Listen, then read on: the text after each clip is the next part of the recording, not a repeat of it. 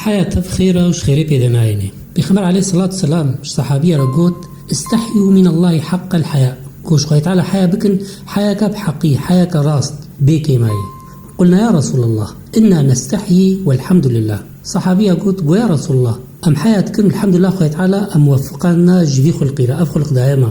قال ليس ذلك بخبر قلنا مثلا نول ونوك قوة في مكريا، ولكن الاستحياء من الله حق الحياء أن تحفظ الرأس وما وعى والبطن وما حوى ولتذكر الموت والبلا.